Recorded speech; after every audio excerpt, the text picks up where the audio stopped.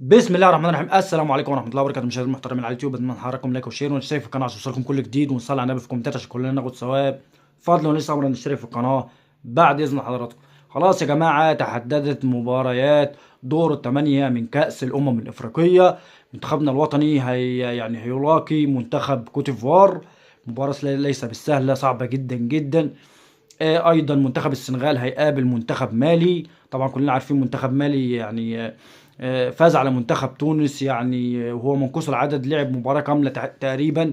منقوص العدد مطرود منه لاعب في الدقيقة 26. ايضا منتخب المغرب هيقابل منتخب آه، الكاميرون. منتخب المغرب هيقابل منتخب الكاميرون يا جماعة. ايضا منتخب نيجيريا هيقابل منتخب الجزائر. خلاص تحددت مباريات دور الثمانية من كأس الأمم الأفريقية. كل توفيق والدعم من منتخبنا الوطني منتخب مصر. إن شاء الله بإذن الله الفوز يكون من نصيبنا ويكون من حليفنا، والبطولة بإذن الله تكون مصرية. كل التوفيق والدعم لمنتخبنا الوطني، ولكن المباراة القادمة ليست سهلة. مباراة مصر وكوتيفوار ليست سهلة يا كابتن حسام. كابتن حسام، اتمنى اشوف شغل. واحد يقول لي احنا بنفوز، ماشي بتفوز، بس فين الاداء؟ طيب فين الاداء ده؟ احنا مباراة منتخب بنين دي احنا فين الهجمات يا جماعة؟ لعيبة كتير جدا ما كانتش في مستواها.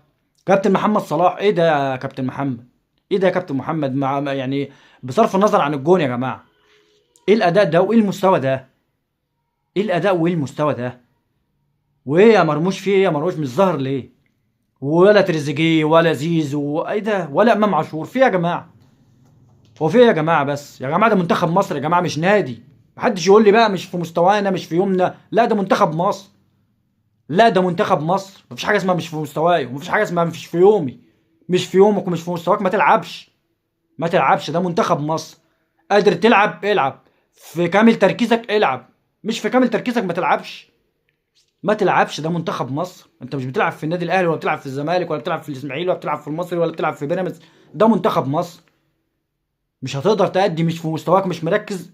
اركن حد غيرك يلعب، يكون في كامل تركيزه، يقدر يلعب، يقدر يدينا، يقدر يفرحنا. ايه ده يا جماعه المستوى ده؟ وانزل ادافع ليه يا كابتن حسام؟ انزل ادافع ليه؟ انا لاعب كام مباراه لحد دلوقتي من اول البطوله؟ ما شفتش غير مرتين، تسديدتين على المرمى. تسديدتين على المرمى، ايه ده؟ ليه مش بنسدد من بعيد يا جماعه؟ تسديد مروان عطيه ادت بثمارها وجت هدف. وكره مرموش صدها الحارس. نفوق يا جماعه بالله عليكم، ده منتخب مصر.